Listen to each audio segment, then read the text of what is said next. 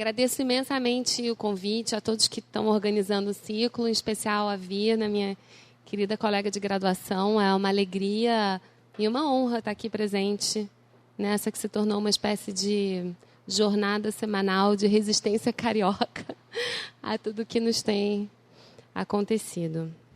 Bom, de saída, a pergunta que dá título à mesa, o que restam as comissões da verdade, me devolveu terrivelmente o sentimento amargo das eleições, das últimas eleições, e um sentimento de derrota. Então, meu primeiro impulso foi pensar que nada resta das comissões da verdade, elas foram inteiramente varridas do mapa pela inflexão da política, pela inflexão que significa uma vitória política e simbólica sobre a tentativa de estabelecer, a tentativa das comissões de estabelecer um certo sentimento público a respeito dessas pautas que a gente vem tratando aqui.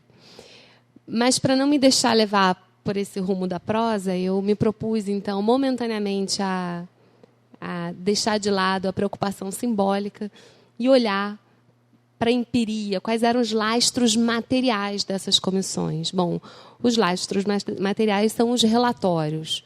São milhares de páginas que a gente pode encontrar garimpando na internet, nos incontáveis sites que sediaram comissões. Muitos não sobreviveram, mas, enfim, como eu estou trabalhando nessa pesquisa sobre comissões desde 2012, com indas e vindas, mas com uma equipe grande de estudantes em vários níveis de formação. A Caroline Caldas, que está aqui presente, é uma delas, que está acompanhando desde o princípio.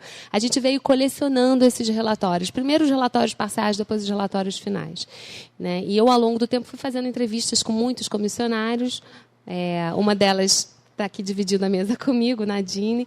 E achei que era o caso, então, de enfrentar esse mar de documentação que foi produzido pelas comissões. Então, são milhares de páginas em que se acumulam testemunhos e relatos ou narrativas compiladas pelos comissionários sobre esses testemunhos, né? Possivelmente é um acervo que não se conhecerá nesse tamanho em outro lugar do mundo, né? Isso porque a peculiaridade do Brasil, uma delas, foi sediar esse fenômeno que eu venho chamando de comissionismo, que foi essa proliferação de comissões da verdade que se estabeleceu a partir, sobretudo, de 2012. Depois eu vou apresentar para vocês um mapa temporal para que vocês possam conhecer com um pouquinho mais de detalhe essa onda de criação das comissões.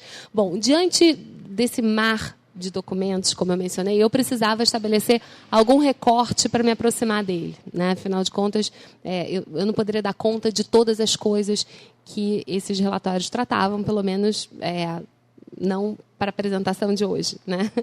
Então, eu decidi recortar ali um tema crucial no debate público contemporâneo, que né, quais foram as narrativas sobre a ditadura que emergiram dos relatórios. Tá, então, essa foi uma preocupação nesse mapeamento a que eu me propus e que eu, infelizmente, não consegui concluir como gostaria. A expectativa é que eu consiga, para o artigo que deve resultar, né, dessa fala e que depois deve compor o livro aqui desse ciclo, espero conseguir ter esse resultado mais consolidado. De todo modo, eu tenho algumas observações preliminares para fazer e para dividir aqui com vocês.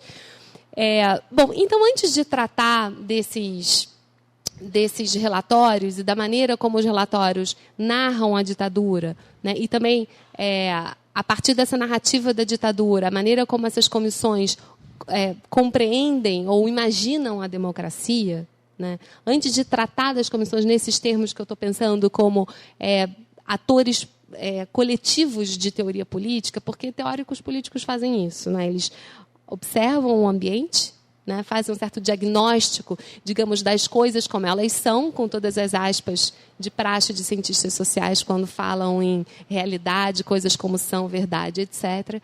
Né, mas os teóricos políticos olham para o mundo, diagnosticam um certo estado da arte desse mundo e, a partir desse diagnóstico, eles imaginam remédios, né, soluções para o que foram compreendidos como problemas, né.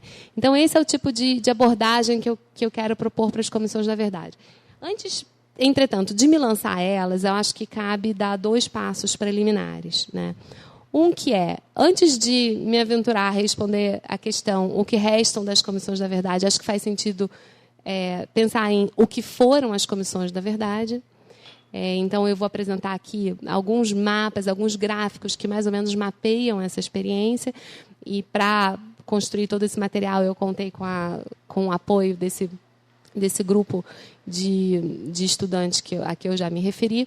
E um segundo passo, ainda anterior, mas que também me parece importante para construir o caminho para, então, chegar aos relatórios, é o seguinte: eu quero fazer uma espécie de breve recenseamento do que era, digamos, uma verdade estabelecida sobre a ditadura no momento imediatamente anterior ao estabelecimento das comissões da verdade. Para isso, eu fiz um levantamento dos livros didáticos que foram acolhidos pelo MEC e que compuseram o Programa Nacional de Livros Didáticos. Então, eu busquei nesses livros didáticos a maneira como a ditadura estava sendo descrita ali, porque me interessava ter um termo comparativo, né, para olhar para os relatórios e poder entender aonde os relatórios convergem com o que já era, digamos, um saber estabelecido à época sobre a ditadura, né, ou pelo menos um saber com alguma oficialidade, porque eram livros chancelados, afinal de contas, pelo Ministério da Educação. Então, me interessava entender aonde esses saberes novos produzidos pelos relatórios convergem, aonde eles divergem, né, e aonde, eventualmente, eles nem convergem nem divergem, mas, eventualmente, avançam em outras direções sem necessariamente negar o que estava sendo dito. Isso me pareceu especialmente interessante porque, nas entrevistas com comissionários, havia uma figura de discurso, digamos assim, que sempre surgia, né, que era a tal da história oficial, né? Então, muitas vezes, os comissionários apresentavam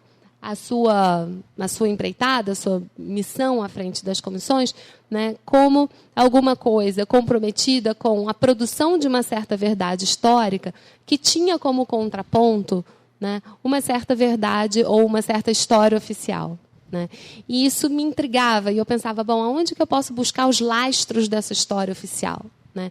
É claro que quais são os suportes, digamos assim, dessa história oficial? É claro que são muitos, né? Mas me pareceu que os livros didáticos seriam uma boa pista para acessar a tal história oficial, então, para buscar esse confronto entre, né, o que a história oficial dizia, ou ao menos, né, se eu não quiser formular dessa maneira tão ambiciosa, o que os livros didáticos, mas livros didáticos, lembremos bem, distribuídos por todas as escolas públicas no Brasil, né, e também adotados por muitas escolas particulares, ou seja, narrativas que formaram, né, uma geração.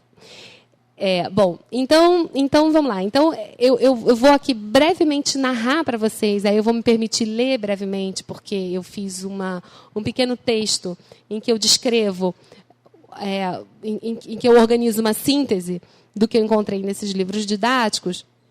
E depois, na sequência, então, eu começo a tratar propriamente das comissões, fazer a tal apresentação que eu mencionei das comissões e então, propor esse contraste que eu estou perseguindo, ou não, né?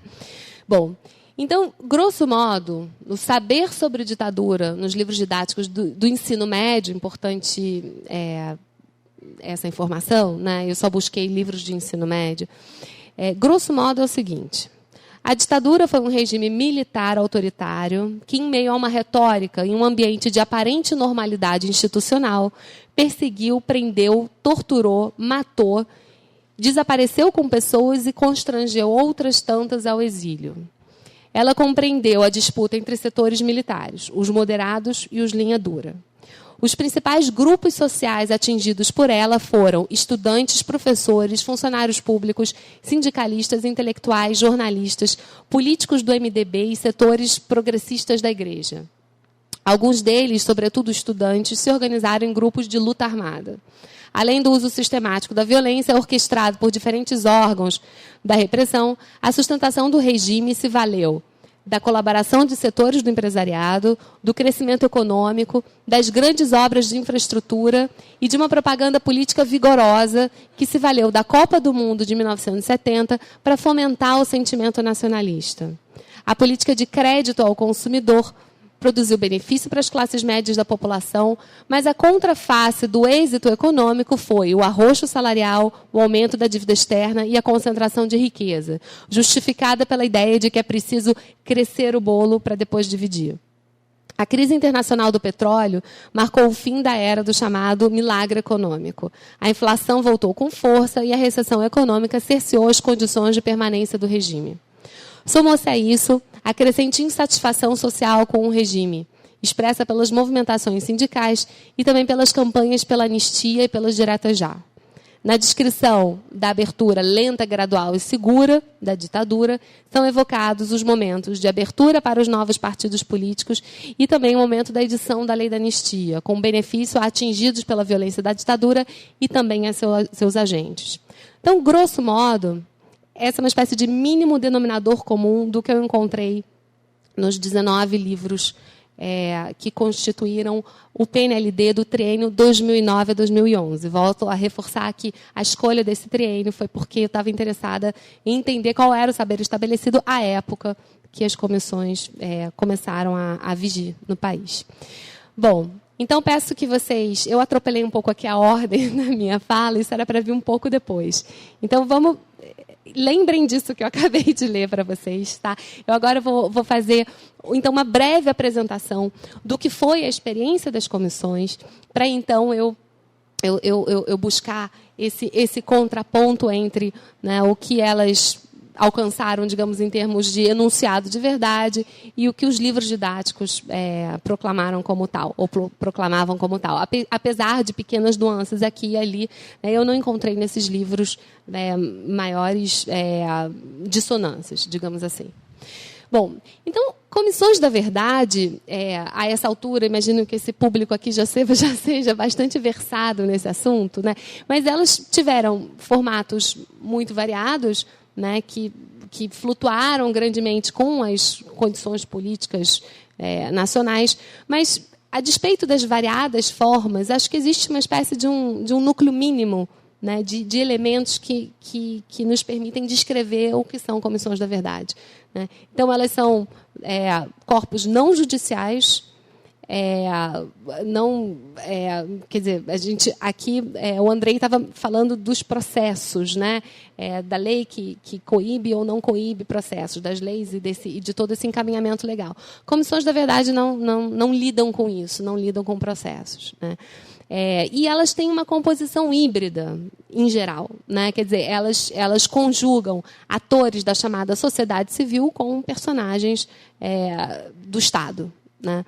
Essa composição híbrida ela é muito importante para mim, para o tipo de abordagem que eu tenho feito sobre as comissões da verdade, porque eu tenho me interessado muito por alguma coisa que a Desirê, numa das primeiras palestras aqui do ciclo, definiu como atravessamentos entre sociedade e Estado, né? Então, esse campo híbrido é um campo que está estabelecido justamente nesse cruzamento, né, de atores. Tá?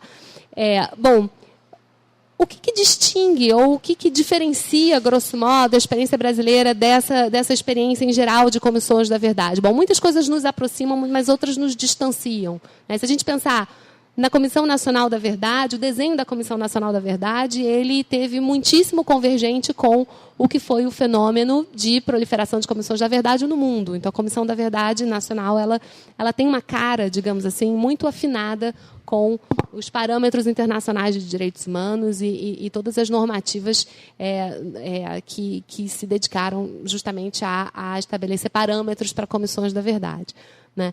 Mas o que mais chama a atenção, me parece, na experiência brasileira da justiça de transição, se a gente tiver um recorte mais recente, não foi a experiência da Comissão Nacional da Verdade, absolutamente, mas foi, sim, a experiência dessa proliferação absolutamente não antecipada, nem por figuras que estavam muito próximas ali à gestão, né, da justiça de transição nesse momento, foi essa proliferação de comissões da verdade, né? Então, eu tinha mencionado que comissões da verdade, em geral, são nacionais. As nossas comissões, muitas delas, né, quer dizer, todas, menos a Comissão Nacional, foram comissões não nacionais, que tiveram institucionalidades várias, né? Muitas foram vinculadas a associações profissionais, a universidades. Então, a gente teve um escopo muitíssimo amplo de comissões que não tiveram vínculos com o Estado, né? As comissões, entretanto, que me interessam mais proximamente, também porque eu precisava recortar um pouco esse universo, que era enorme, são as comissões municipais e estaduais da verdade, né? É sobre elas que eu vou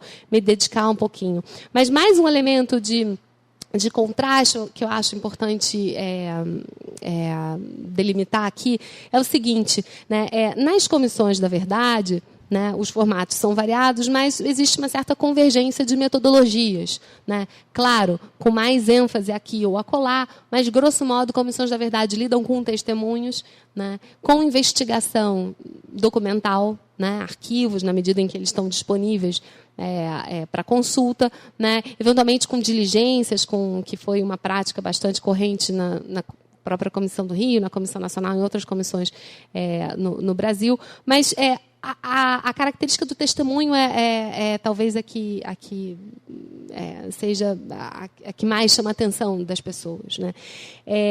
E costuma existir uma distinção muito clara entre a figura do comissionário e a figura, né, daquela pessoa que oferece o testemunho. Me refiro ao ambiente internacional, né? Então, o comissionário tende a ser um militante de direitos humanos, que claramente tem um envolvimento com a causa, mas sobre quem recai uma certa expectativa de imparcialidade no trato com o tema que está sendo ali tratado, e essa imparcialidade tende a ser definida como, né, uma ausência de afetação, né, pela violência passada do regime que justamente está se investigando, né? Então, essa foi uma característica que a gente observou na Comissão Nacional da Verdade, mas que eu absolutamente não observei como característica predominante nas comissões não nacionais da verdade. Então, acho que foram muitos os motores dessa tal proliferação de comissões, né? Acho que teve aí uma convergência bastante interessante entre, né, movimentos de longa data, né, que se articulam, né, na esfera institucional com atores que assumem uma posição de impulsionamento muito grande desse evento. Uma das pessoas, inclusive, chave nisso, vem aqui, é o Gilney Viana. Ele foi uma figura que produziu uma espécie de caravana nacional em que ele reunia as pessoas que já estavam mobilizadas pela causa ou que estiveram em outros momentos da vida e provocava elas a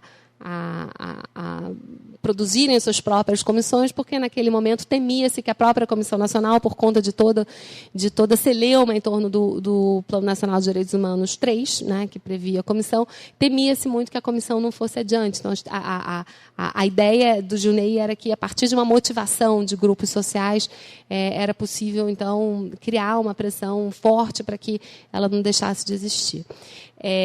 Bom, então, o que eu observei nessa proliferação de comissões da verdade foi, diferentemente da Comissão Nacional, um forte engajamento de pessoas que foram afetadas pelo regime. É claro que tinha uma mistura muito grande geracional, né, e nas novas gerações, eventualmente, pessoas foram afetadas indiretamente porque tiveram pais ou avós afetados, mas entre os mais velhos, né, quase sempre a gente tinha ali figuras que foram afetadas, e isso não foi lido pelas comissões como algum tipo de impedimento. Então, na nossa apropriação local, né, da Cartilha Internacional dos Direitos Humanos, né, um dos ajustes importantes que foi feito foi essa habilitação, essa autorização moral, digamos assim, de vítimas ou de afetados pela ditadura, já que a categoria de vítima traz alguns problemas com os quais eu não gostaria de lidar aqui agora, por falta de tempo, né, mas não houve, né, por parte das comissões, né, em princípio, algum tipo de restrição, né, à habilitação política dessas figuras afetadas como comissionários. Então, o primeiro gráfico que eu queria mostrar para vocês, vai para o final, Lucas, por favor, porque eu já subverti completamente a minha ordem. Próximo.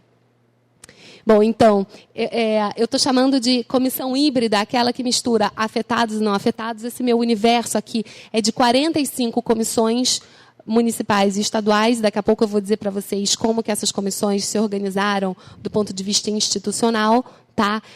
Mas do ponto de vista da composição dos seus membros, né, a gente vê que existe uma maioria de comissões híbridas, comissões que misturaram afetados e não afetados, uma única comissão, que foi a comissão de Minas Gerais, que incluiu apenas membros afetados, né, e uma parcela significativa, mas não majoritária, de comissões constituídas apenas por não afetados pela ditadura. Tá? Então, essa característica do envolvimento de afetados nas rotinas da comissão foi uma coisa muito particular da experiência brasileira. Então, essa é uma caracterização importante, porque me parece que é um elemento descritivo, né, fundamental quando a gente quer buscar entender esse fenômeno sui generis. E eu falo com muita tranquilidade, enfatizo esse do sui generis, porque acho que o brasileiro tem sempre um complexo de excepcionalidade. A gente sempre acha que o que acontece aqui não acontece em lugar nenhum do mundo. Mas, nesse caso, eu acabo de escrever um artigo para uma enciclopédia mundial de justiça de transição, um verbete que eu chamei de comissionismo, e a editora dessa enciclopédia, né, me confirmou, quando eu relatei o que tinha sido essa experiência nacional, que ela nunca tinha visto um caso, né, de expansão de comissões não nacionais. Né. Esse artigo é em coautoria com um coreano. Então, experimentou-se, sim, na Coreia, múltiplas comissões, mas elas não eram comissões subnacionais, elas eram comissões nacionais, e a semelhança com o caso brasileiro foi essa experiência das muitas comissões acontecendo em simultâneo. Né? Bom, dito tudo isso, Lucas, eu te peço para voltar, então. Isso. As 45 comissões, elas são distribuídas dessa maneira que vocês estão vendo aqui. Né? Algumas são estaduais, criadas por executivos estaduais, né? E vinculadas a secretarias de governo estadual. Outras são vinculadas a casas legislativas, a assembleias legislativas estaduais. Outras criadas por lei também em prefeituras, e criadas por lei mais, ou não necessariamente, às vezes só por mecanismos internos de criação de comissões parlamentares vigentes em câmaras de vereadores. Tá? Então, esse é o universo das comissões que eu estudei. Para continuar caracterizando essa diversidade da experiência das comissões, né, porque uma das características eu estava mencionando, né, o Brasil teve a Comissão Nacional, mas esse processo de multiplicação de comissões, ele absolutamente não significou nenhum tipo de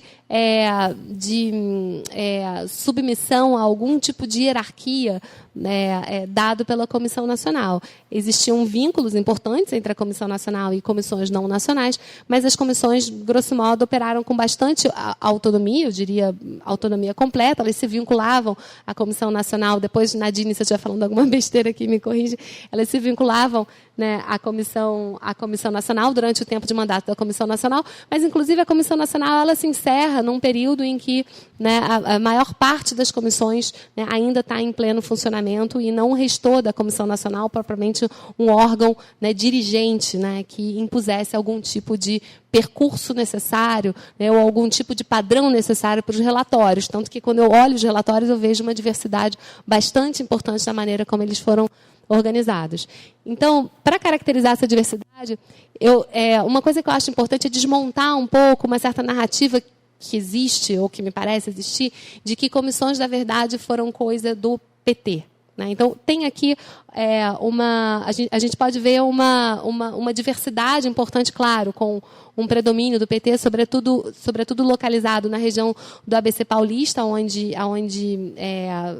uma série de comissões municipais foram criadas. Mas se a gente vir todas as outras iniciativas, aqui não tem percentagens, mas se a gente somar todas as outras iniciativas, né, o PT responde a mais ou menos metade das iniciativas das comissões, e outros partidos, né, por outra metade. Tá? Pode passar, Lucas. O Estado de São Paulo concentrou 11 comissões dessas 45. Tá? Então, a gente vê que boa parte, né, daquela barra lá inflada, digamos assim, do PT, boa parte dela tem um pé, digamos, aqui no Estado de São Paulo. Só a comissão, se não me engano, de Bauru. Eu, como uma boa carioca, sou ignorante da topografia paulista, mas me parece que é Bauru, que foi iniciada por uma coligação PT-PSDB. Tá? Mas se a gente vai para o mapa do país, a gente vê que, então, né, a mancha vermelha está combinada, né, com Depois eu posso, sei lá, se é possível de alguma maneira, disponibilizar esse material para quem tiver interesse. Aqui é um mapa das comissões estaduais, né? Os estados estão coloridos de acordo com as cores dos variados partidos. Como eu já falei demais, eu não vou percorrer ali estado a estado, mas, como eu disse, não me importo nem um pouco de depois compartilhar esse material com vocês de alguma maneira. Lucas, bom, isso daqui é um mapa temporal. Eu sei que ninguém está enxergando nada daquela coluna esquerda, mas não importa, né? Por quê?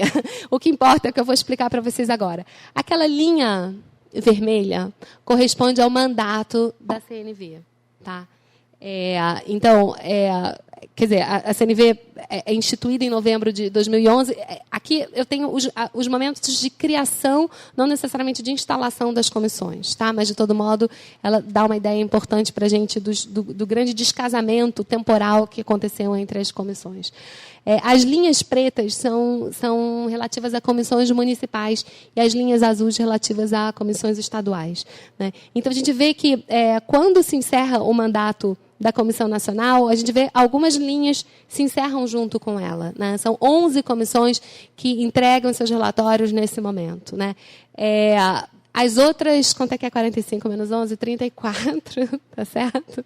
Um risco fazer uma conta dessa tão complexa na frente de vocês. Mas, as outras 34 comissões continuam. Na verdade, uma delas, vocês podem ver, sequer existia em dezembro de 2014. Ela é criada só em maio de 2015. Né? Então, as comissões, elas continuam, né? A sua própria moda, a sua própria sorte, né? E estabelecem redes entre si.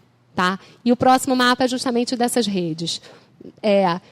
Esses pontilhados entre elas denotam colaborações, né? Essas colaborações tiveram a ver ou com investigações que foram conduzidas conjuntamente, ou com vínculos de orientação metodológica. Foi um tipo de vínculo muito frequente da Comissão Nacional com outras comissões não nacionais, né? Mas, de todo modo, é muito importante observar que elas estabelecem diálogos entre si que não necessariamente está mediado pela Comissão Nacional. E a Comissão do Rio foi, digamos, um exemplo inequívoco disso, né?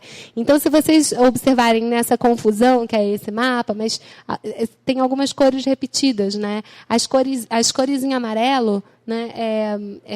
Elas assinalam as comissões que giraram em torno, né, da Comissão do Rio. As comissões em azul claro, as comissões que tiveram vínculos mais importantes de colaboração com a Comissão Nacional, né, e com a Comissão de São Paulo, que também foi uma comissão que estabeleceu um centro importante de colaboração. Mas a minha intenção era só, então, mostrar para vocês um pouco da diversidade dessa experiência das comissões, mostrar como não havia um centro propriamente dirigente ou propulsor dessa dinâmica de multiplicação de comissões, e que, grosso modo, essa dinâmica ela respondeu a ondas locais. É interessante uma manchete do jornal do ABC que diz: comissões da verdade viram febre no ABC. Então, tem uma espécie de mimetismo institucional, né? Uma das pessoas que eu entrevistei falou: pô, a gente viu que Osasco criou, pô, a gente tinha que criar também, senão a gente não ia ficar bem na fita. Então, e aí os municípios vão reproduzindo como podem, porque, claro, as configurações políticas locais são várias, né? E as possibilidades de construir esses arranjos são muito diversificadas, né? Mas, em muitos momentos, elas contam com vereadores, né, que tinham sido eles próprios atingidos pela ditadura, e aí, nesse contexto ali do ABC Paulista, o ter sido afetado pela ditadura tem, em geral, a ver com ter perdido emprego, né? Então, esse é um tema caro dessas comissões, que é o tema das listas sujas ou listas negras, que eram listas compostas numa colaboração entre a ditadura e as empresas privadas, entre os empregadores, que relacionavam, né, nomes de grevistas, e uma vez nessa lista essas pessoas nunca mais conseguiam se reposicionar profissionalmente depois de demitidas, inclusive demitidas por justa causa, de forma que elas não faziam jus a direitos. Então, esse tipo de prejuízo pecuniário foi um tema muito forte dessas comissões ali de São Paulo. Bom, então, espero... Lucas, quanto tempo eu tenho? Então tá bom. Eu estava aqui correndo demais. Bom, então a minha intenção era era que vocês tivessem um pouco essa ideia mais geral sobre a organização dessas comissões, porque a gente ouve muito falar de comissões. Mas, claro, ela só responde a um universo dessas comissões todas, né? Ao universo das comissões que tiveram algum tipo de filiação estatal. Né, de vários tipos, mas algum tipo de filiação estatal. Né? A Comissão Nacional da Verdade, em 2014, quando publica o seu relatório final, ela diz que existiam cerca de 100 comissões no Brasil. O meu grupo de pesquisa, em julho de 2015, mapeou 139 comissões, e a gente nunca teve a ambição de dizer são 139, ponto. Não, porque justamente essa imprecisão, o cerca de, que consta lá no relatório da Comissão Nacional, e esse acréscimo, né, em 6 ou 7 meses no número de comissões que nós conseguimos identificar, ele diz muito sobre a natureza desse fenômeno, né,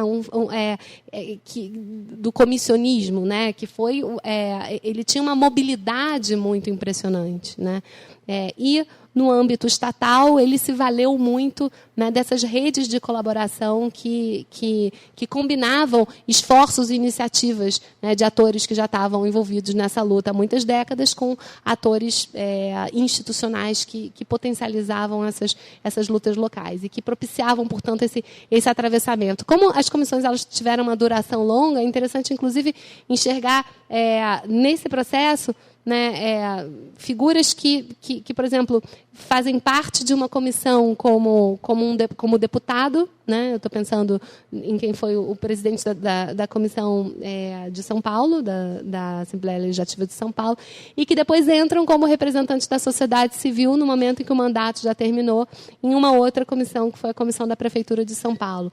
Então, tinha uma circulação, né, muito importante entre atores que estão dentro e fora, e, na verdade, um desafio para a gente até pensar, né, que essas bordas do Estado, às vezes, elas são muito imprecisas mesmo. Né? E aqui, as comissões, elas, em grande medida, revelam isso para a gente. Bom, então agora eu vou pedir que vocês lembrem lá daquela descrição que eu fiz, né, do que os livros didáticos dizem sobre a ditadura. Né? Porque aí, então, agora, eu queria tratar do que eu encontrei nos relatórios como novos achados em relação ao tal do saber estabelecido nos livros didáticos. Né? O que as comissões trouxeram de novo. E é claro que um desejo futuro é tentar perseguir se depois elas tiveram alguma capacidade de fazer circular esse saber, né, e alcançar novamente os livros didáticos. Eu não quero ter essa conversa pensando no nosso momento futuro, mas pode ser que os livros vigentes agora, né, já tenham, de alguma maneira, incorporado achados das comissões. Isso é uma pergunta que fica, espero um dia poder responder para vocês em algum artigo que eu venha publicar em algum lugar.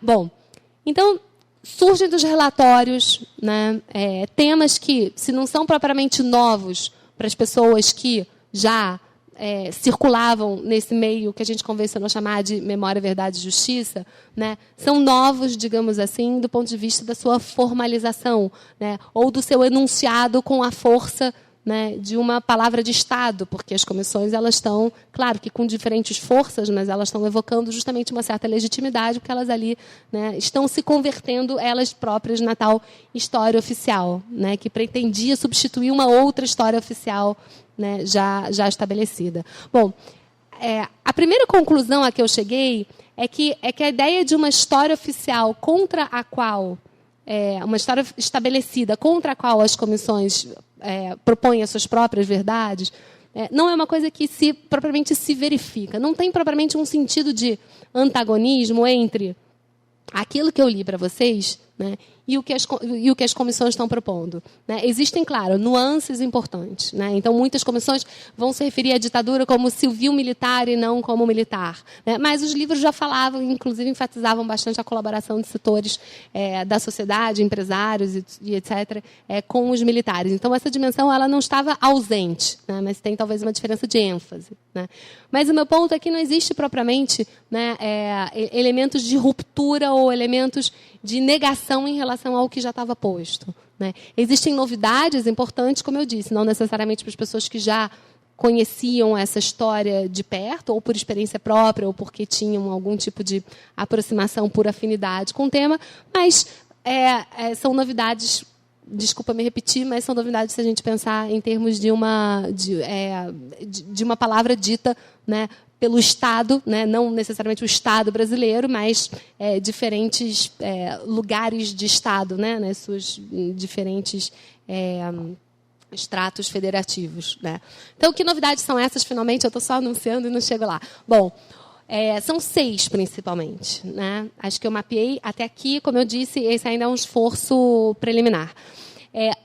Um deles é que um dos modos centrais de ação da ditadura foi a omissão deliberada. Então, a ditadura não age apenas quando os seus agentes agem, desculpa a tautologia, mas ela também age quando ela deixa que outros façam, né? Então essa era uma fala muito recorrente, sobretudo em comissões que estavam preocupadas com a questão camponesa. Então, a comissão da Paraíba, a comissão camponesa indígena, a comissão do Amapá, a comissão do Amazonas, são comissões que estão tratando disso, né? A ditadura também age quando se omite, e quando se omite deliberadamente, né, face a crimes que acontecem. E os crimes podem ser cometidos tanto por jagunços de latifundiários que matam camponeses, né, e que têm a conivência das polícias locais ou das forças armadas locais, mas essa conivência ela também se dá com frentes,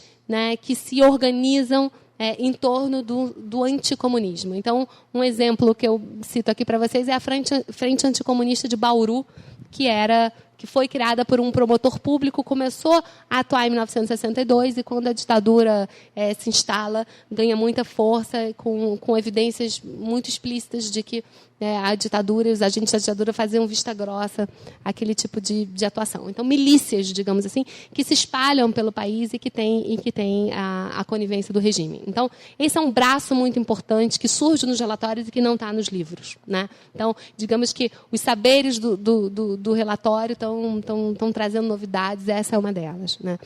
Uma outra novidade que me parece muito importante e sensível é de que o Estado se dedicou a uma espécie, isso daqui é uma expressão minha, tá? De gestão do medo como instrumento de controle social e político.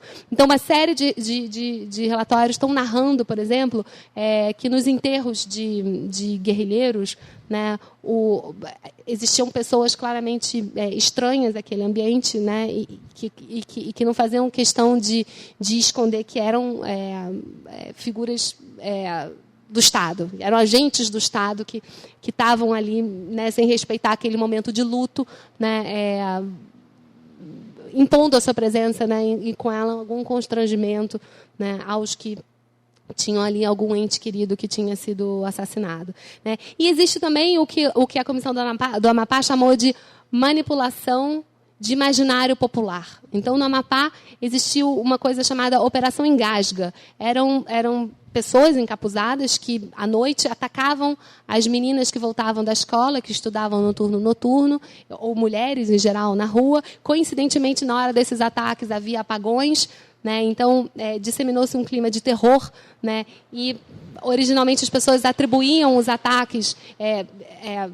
digamos, elas tornavam aqueles personagens que atacavam, que começaram a ser conhecidos como os engasgadores, elas associavam eles a figuras míticas locais, ao Matita Pereira, e também havia um certo direcionamento para que esse imaginário popular associasse, né, a figura do comunista à figura dos engasgadores. Então, isso foi uma coisa que, segundo o presidente lá da Comissão do Amapá, foi um dos grandes terrores, né, da experiência da ditadura no Amapá.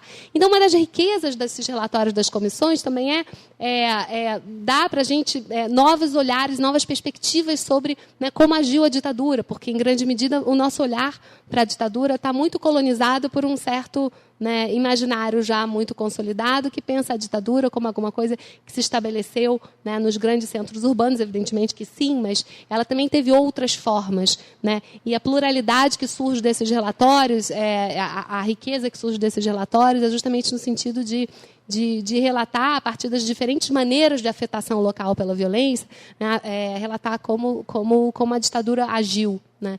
Então, essas manipulações de imaginário popular, para referir um dos termos lá usado pelo comissionário do Amapá, ela se fez ver também em outras comissões, né, municipais, estaduais e por aí diante.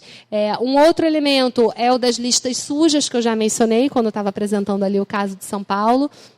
Né, e houve uma fortíssima mobilização, né, de sindicalistas e de ex-operários ali no ABC Paulista em torno desse tema, né? E uma disputa muito forte também, porque, claro, os entrelaçamentos existiam, né? Alguns desses trabalhadores eles estavam representados no grupo de trabalho da Comissão Nacional, que tratou justamente dos trabalhadores, né? E existiam tensões fortes, porque não é uma novidade, não é uma surpresa, digamos assim, eu dizer para vocês que mais de 100 comissões, evidentemente, chegaram a conclusões diferentes sobre o que foi a ditadura, que, se não necessariamente elas questionavam, né, o caráter autoritário, violento, a colaboração de setores sociais e tudo, esse mínimo denominador comum, que, inclusive, elas partilham com os livros didáticos, né, com o saber dos livros didáticos, esse mínimo denominador comum está partilhado, mas existe uma disputa, né, em torno da definição dos atingidos ou das vítimas da ditadura, né? Essa disputa está posta,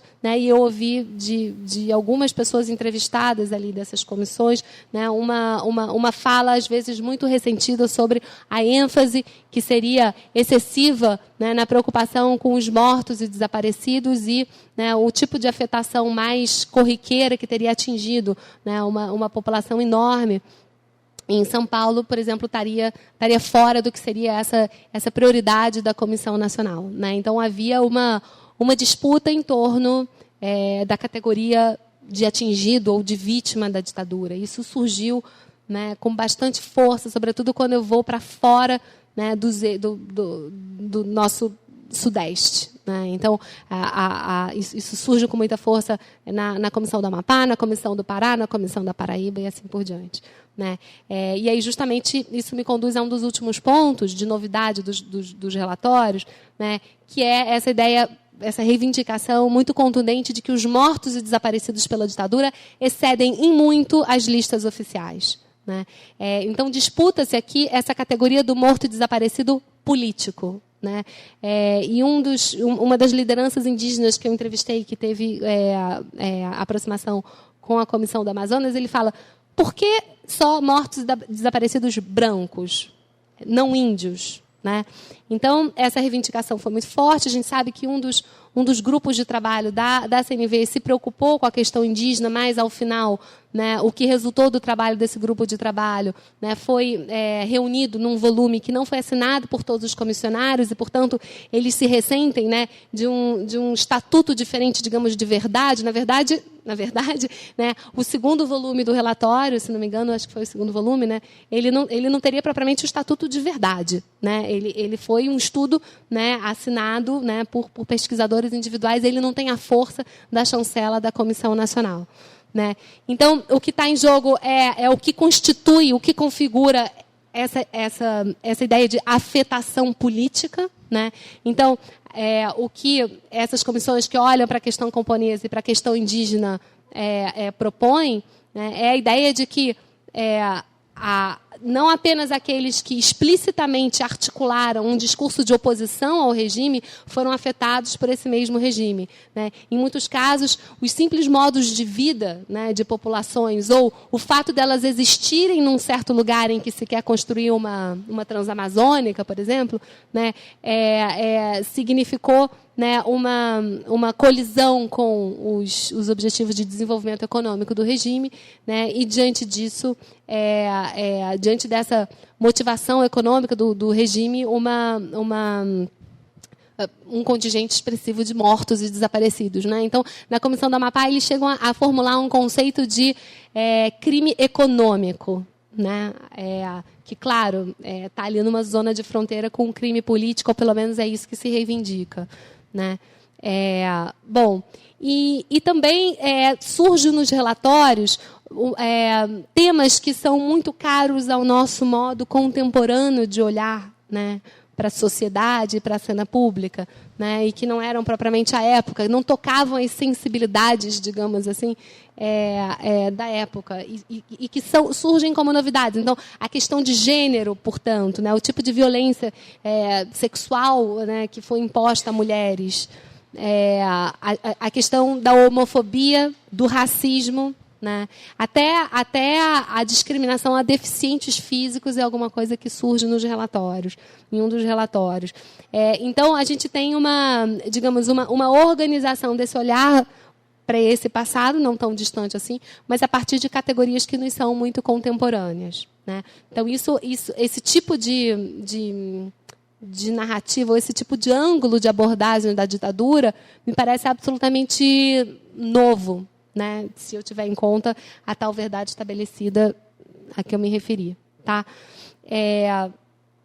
Bom, então, só para acabar, juro, eu já devo ter estourado o tempo, é interessante como essas narrativas sobre o que foi a ditadura, elas o tempo todo nos relatórios aparecem de maneira imbricada com imaginações sobre a democracia, né? Então, que democracia se quer, né? Então, os relatórios de comissões, eles não são absolutamente documentos que lidam apenas com o passado, né? O tempo todo eles fazem remissões à cena presente, o tempo todo eles reforçam a ideia de que existe um legado muito forte da ditadura, né, pautando a experiência democrática, né? E contra essa democracia realmente existente, né, imagina-se uma outra democracia. E essa outra democracia imaginada, ela é o perfeito avesso, né, do relato que se faz sobre a ditadura. Então, ela é uma democracia em que se respeitam os direitos das mulheres, dos homossexuais. Ela é uma democracia em que, né,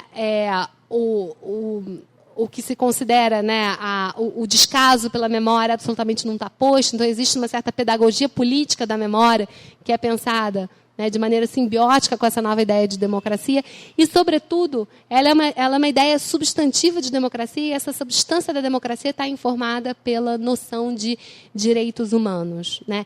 E, para concluir, tem uma coisa interessante para marcar agora, que foi boa parte desse debate sobre as comissões se deu no momento em que né, a gente passava por várias convulsões, digamos assim, na nossa cena política, cena pública, em que a discussão sobre a democracia ela estava em grande medida capturada por uma discussão formalista do voto, né? Lista aberta, lista fechada, enfim, aquele politiquês que muitos cientistas políticos sequer eles compreendem completamente.